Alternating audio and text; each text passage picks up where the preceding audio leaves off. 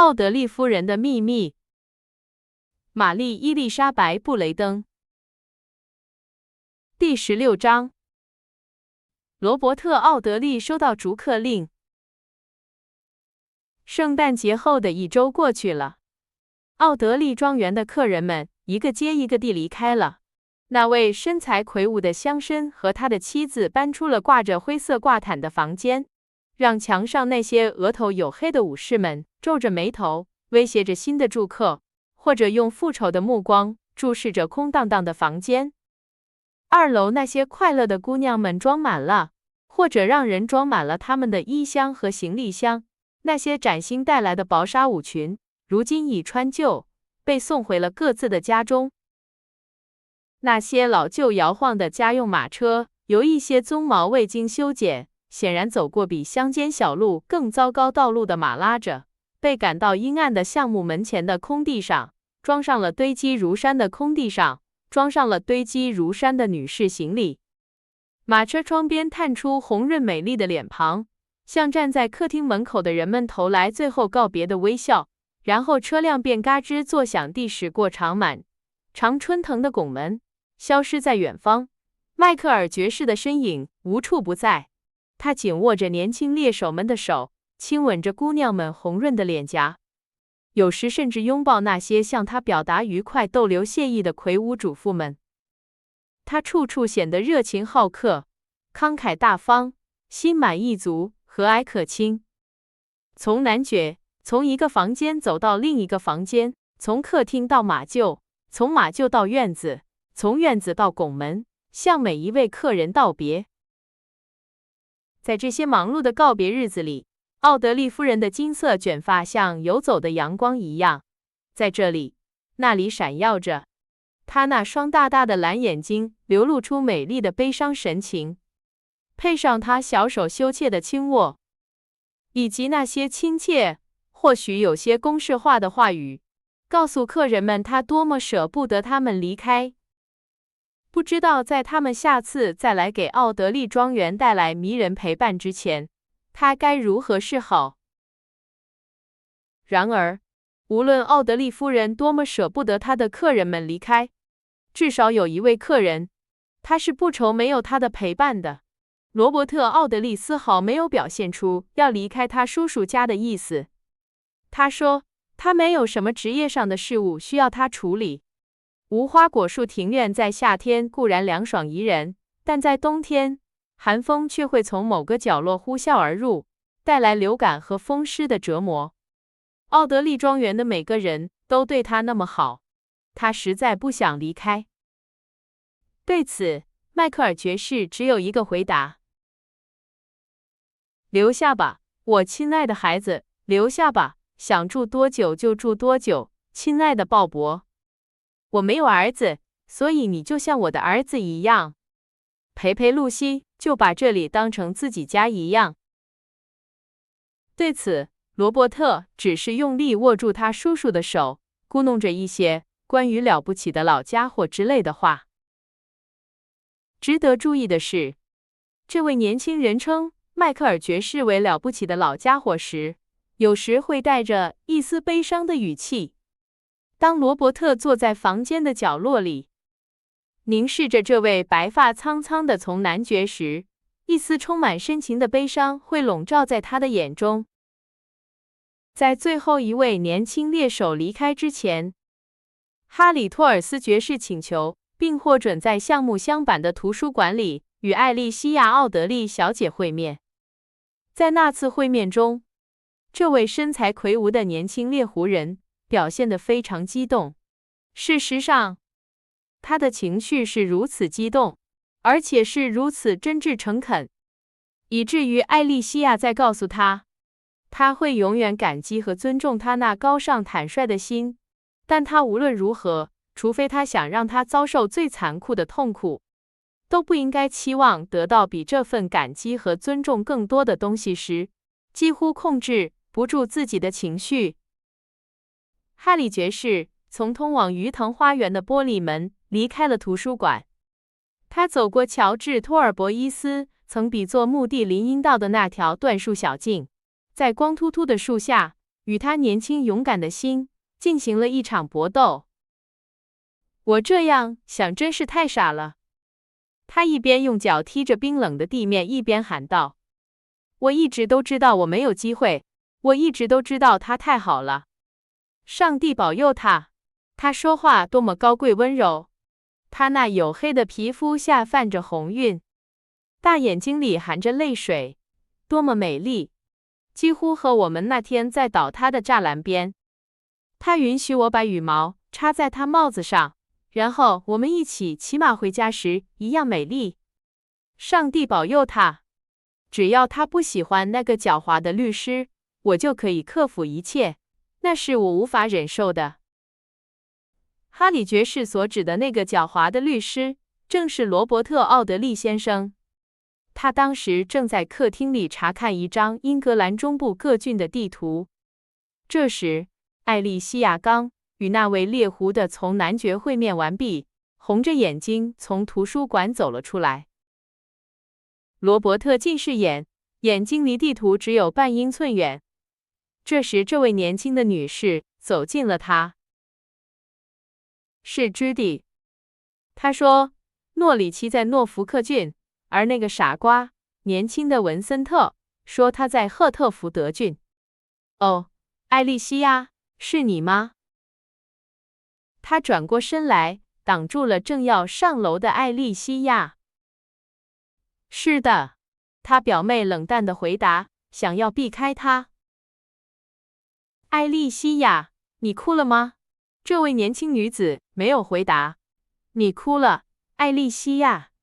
赫特福德郡塔楼公园的哈里托尔斯爵士向你求婚了，对吗？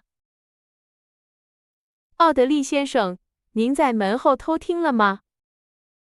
不，奥德利小姐，我原则上反对偷听，而且事实上，我认为这是一种非常令人讨厌的行为。但是我是律师，艾莉西亚小姐，我能通过归纳法得出结论。您知道什么是归纳证据吗，奥德利小姐？不知道，艾莉西亚回答，像一只年轻的豹子，看着他大胆的折磨者一样看着他的表弟。我想也是，我敢说哈里爵士会问这是不是一种新的马药。我通过归纳法知道，从男爵要向你求婚，因为他下楼时头发分错了边，脸色苍白如纸。其次，因为他在早餐时吃不下东西，而且被咖啡呛到了。再次，因为他在离开奥德利庄园之前要求与你会面。好吧，怎么样，艾莉西亚？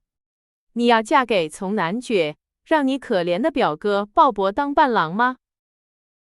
哈里托尔斯爵士是个心地善良的年轻人，艾莉西亚说，仍然想继续往前走。但是我们接受他了吗？我们要成为托尔斯夫人，在赫特福德郡拥有大片地产，为我们的猎人准备夏季住所，还有一辆带护卫的马车送我们去埃塞克斯郡爸爸的庄园吗？会是这样吗，艾莉西亚？还是不会？罗伯特·奥德利先生，这与你有什么相干？艾莉西亚激动地喊道，你管我将来怎么样，嫁给谁呢？就算我嫁给一个扫烟囱的，你也只会扬起眉毛说，天哪，他一向古怪。我拒绝了哈里托尔斯爵士的求婚，但是当我想到他那慷慨无私的爱，并将其与其他男人那种冷酷、含糊、自私、傲慢的冷漠相比时，我真想跑过去告诉他，你反悔了，希望成为托尔斯夫人。是的。那么别这样做，艾莉西亚，别。罗伯特·奥德利说，抓住他表妹纤细的手腕，把她拉了上来，和我一起去客厅。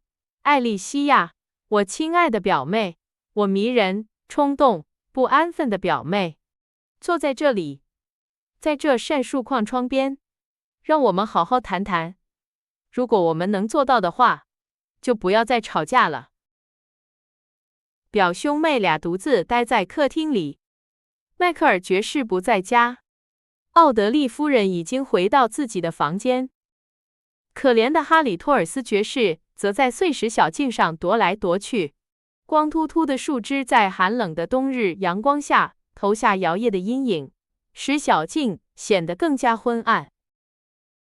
我可怜的艾莉西亚，罗伯特用对待一个淘气孩子般的温柔语气说道，你认为因为一个人面带愁容，或者头发分错了边，或者不像个善意的疯子那样表现，来证明他热情的强烈？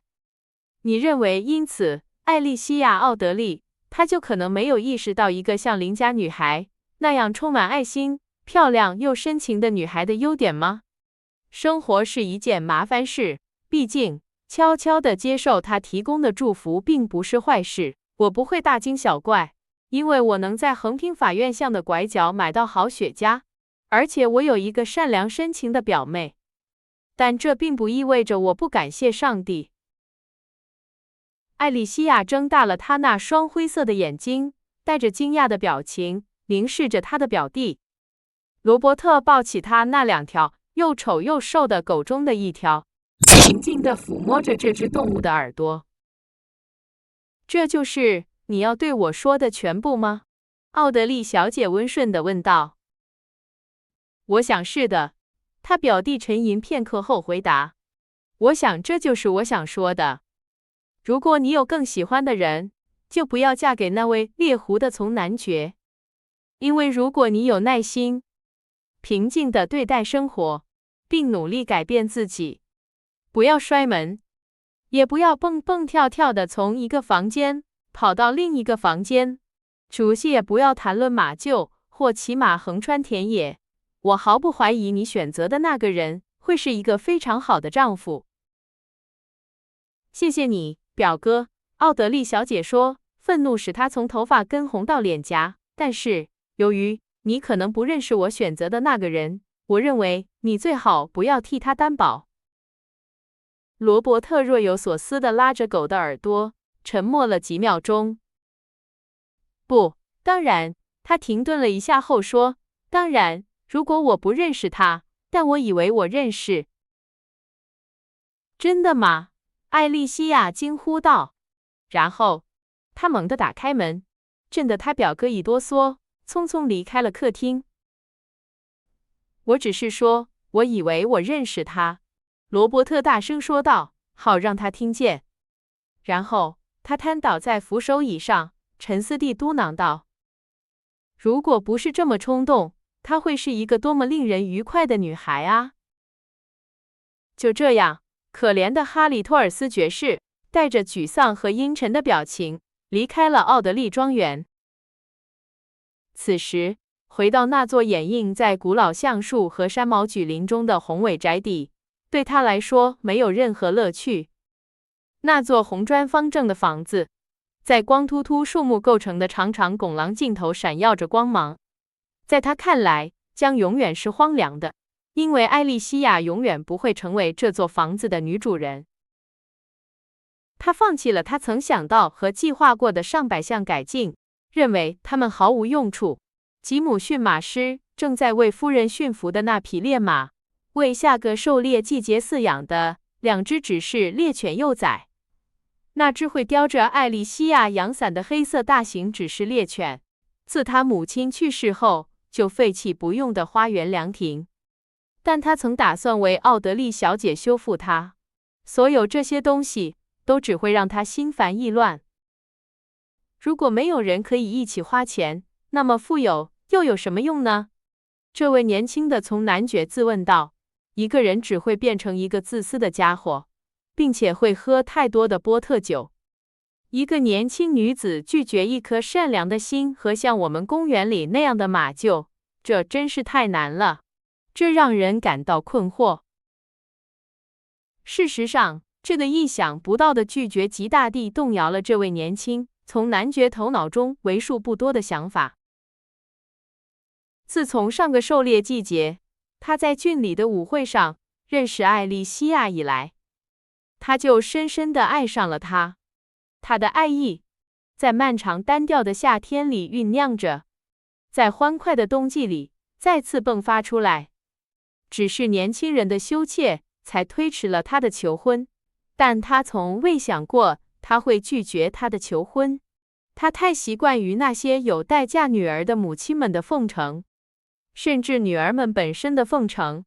他太习惯于感觉自己是聚会的灵魂，即使当地一半有才华的人都在场，而他只能说：“啊，的确如此。”和该死。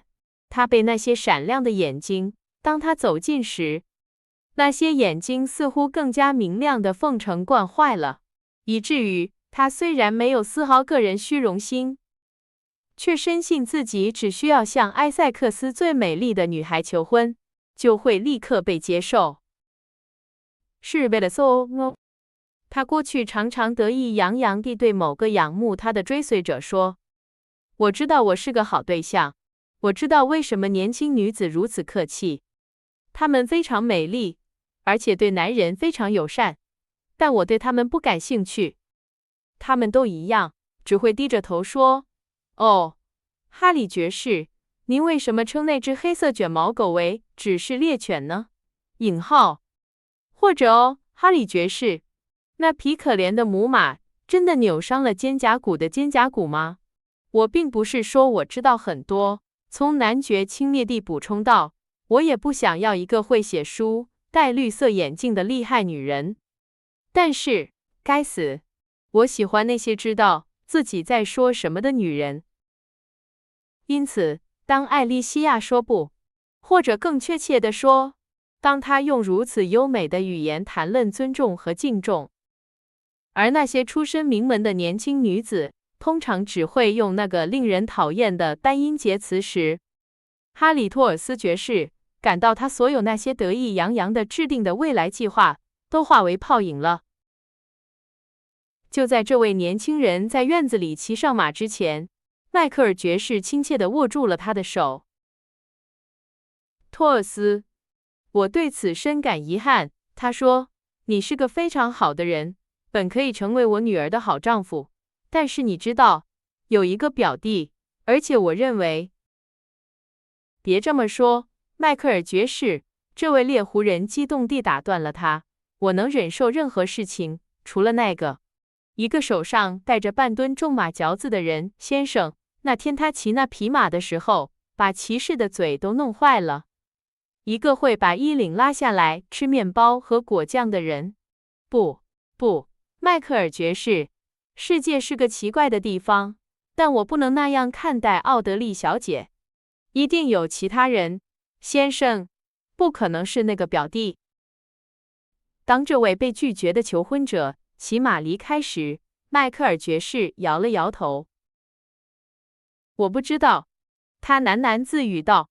鲍勃是个好人，这个女孩可能会选择一个更糟糕的人，但是他好像对她没有任何感觉。总是退缩不前，这一切都太神秘了，太神秘了。这位年迈的从男爵用一种半带沉思的语气说话，这种语气通常用来谈论别人的事情。初冬黄昏的阴影，在低矮的橡木天花板和奇特的拱形门下显得更加浓重，笼罩着他那高贵的头颅，但是照亮他生命黄昏的光芒。他美丽而心爱的年轻妻子就在他身边，和他在一起时，他无法注意到那些阴影。他蹦蹦跳跳地穿过大厅来迎接她，摇晃着她那金色的卷发，把金色的头埋在丈夫的胸前。我们最后一位客人已经走了，亲爱的，我们是孤身一人了。他说，这不是很棒吗？是的，亲爱的，他回答，抚摸着他的头发。除了罗伯特·奥德利先生，你这个侄子要待多久？想待多久就待多久，我的宝贝。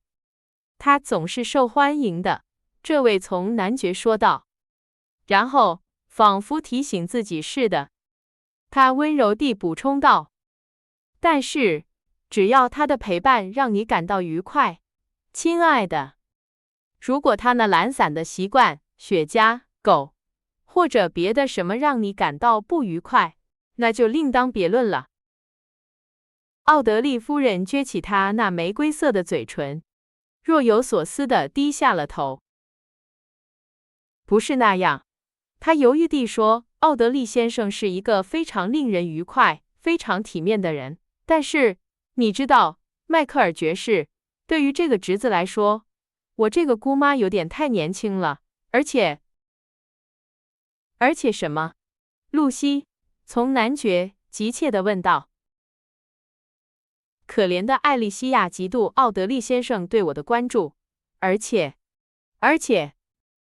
我认为为了他的幸福，你侄子最好结束对我们家的拜访。他今晚就会离开，露西。迈克尔爵士喊道，我怎么会如此盲目，之前没有意识到这一点。我亲爱的妻子，让鲍勃接触到你的魅力，对他来说不是很公平。我知道他是个诚实善良的人，但是他今晚就会离开。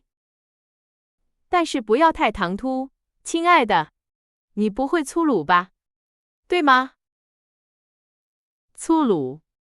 不，露西，我让他留在椴树小径上抽烟。我去告诉他，他必须在1个小时内离开这座房子。因此，在那条光秃秃的林荫道上，乔治·托尔博伊斯在他失踪前那个暴风雨之夜，曾在那阴沉的树影下徘徊。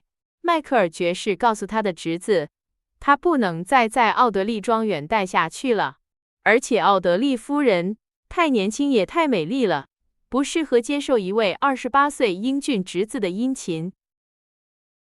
当迈克尔爵士非常委婉地向他暗示这一切时，罗伯特只是耸了耸肩，扬起了他那浓密的黑眉毛。我一直很关心奥德利夫人，他承认道，我对她很感兴趣，一种奇怪的兴趣。然后他的语气变了，带着一种他从未有过的激动。他转向从男爵，抓住他的手，说道：上帝保佑我，亲爱的叔叔，不要给您这样高贵的心带来麻烦。上帝保佑我，不要让一丝不光彩的阴影落在您尊贵的头上，尤其不要是因为我。这位年轻人用一种断断续续、语无伦次的方式说出这些话，这让迈克尔爵士觉得很不寻常，不像他侄子平时的样子。然后他转过头去，几乎要失态了。他当晚离开了奥德利庄园，但没有走太远。他没有乘坐夜班火车去伦敦，而是直接去了斯坦宁山的小村庄。一进那间整洁的小酒馆，就问菲比·马克思是否可以在其中一间客房里住宿。